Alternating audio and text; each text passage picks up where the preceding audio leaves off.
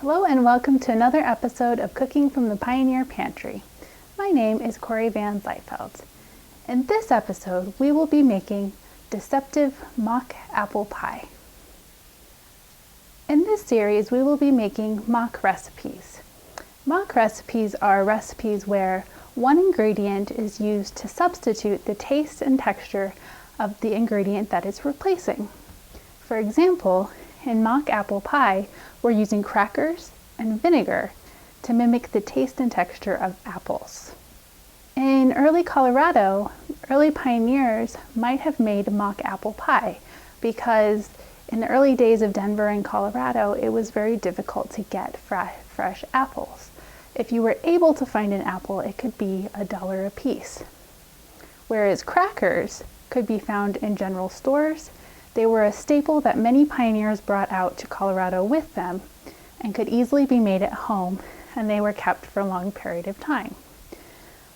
You could also use dried apples, but if you were out of dried apples or sick of dried apple pie, mock apple pie would be another alternative. For this recipe, you'll need crackers. I'm using homemade soda crackers, so for this I'll need 3 or 4 crackers. But if you're using modern butter round crackers or soda crackers, you'll need about 30 of them, depending on the size of your pie. You'll need 2 cups of water, 3 tablespoons of sugar, 3 tablespoons of apple cider vinegar, cinnamon and nutmeg to flavor or to taste. And then on top of that, you'll also need a prepared pie crust of your choice. To prepare my pie filling, I will take my crackers and break them into smaller pieces. If you're using modern crackers, this isn't as necessary of a step, but because mine are thicker, they need to be in smaller pieces. And crackers became a thing. They were mass produced in the beginning of the early 19th century. They were similar to hardtack that many people were familiar with. However, hardtack didn't use butter or milk in it, whereas crackers did. And by the mid of 19th century, they discovered a chemical leavening, which eventually turned into baking soda. And that was the start of the soda crackers. So they added baking soda to their crackers and made them a little bit puffier. And that is what I'm using today. I've broken up all of my crackers and I will pour my 2 cups of water over the top and let this soak. This will soften the crackers to make them mimic the taste or the texture of apples a little bit better. They'll do that a little bit more once they're cooking, but this just gets the process going.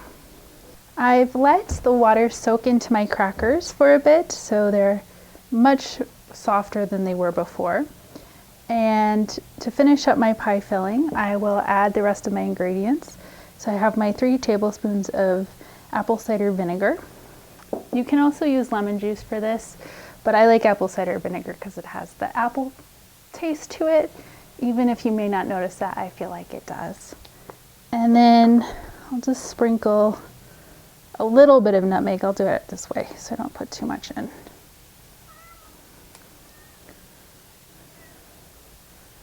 Maybe a little more. And then I can sprinkle my cinnamon in. Whoops. And for the nutmeg and cinnamon, some recipes that I found didn't call for that.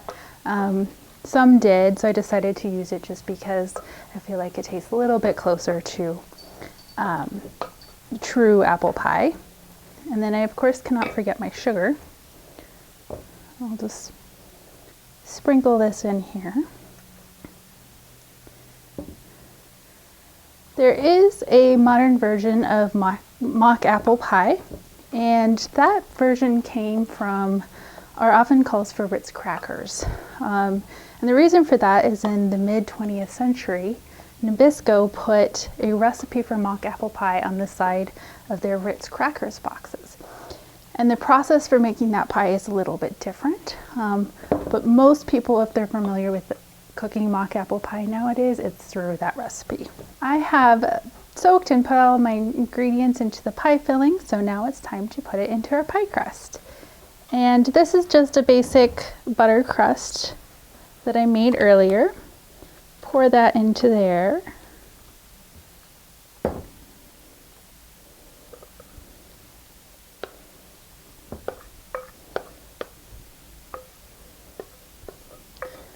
And smooth it out. Once that's done, I will put my top crust over the top and seal it shut.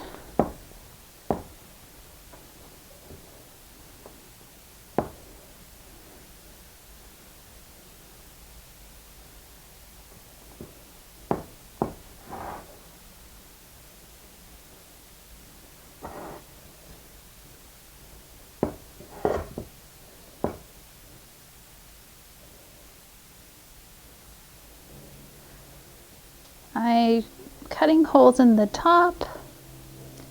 This allows any extra steam to vent out. I'll do a little starburst pattern here. And our pie is ready to go into the oven. I've put my pie in the oven.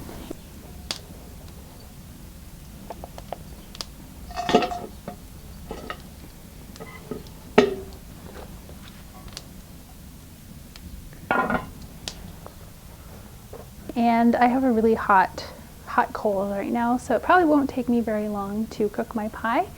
It could take probably 30 to 45 minutes, depending on how hot your oven is. If you're cooking at home, probably 350 degrees for 45 minutes would be a good guess of how long you cook it for. Really, because everything in here is already cooked, you're just heating the inside of your pie through. Or I should say at least your pie filling is already cooked. You'll want to cook your pie crust, of course. So looking for that golden brown color on the outside of your pie crust. I've let the pie bake for about 40 minutes and I've got a nice golden crust on top, completely cooked on top. So I'm taking it out of the oven, being careful not to burn myself. Let's see if I can do this one-handed.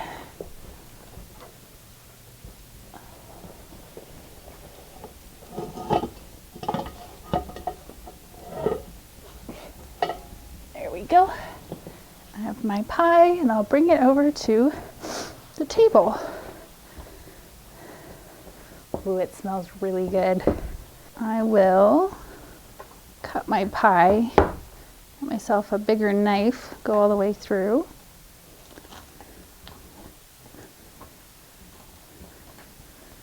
And then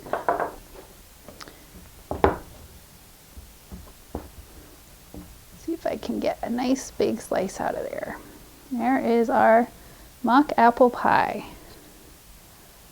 I will give this a taste.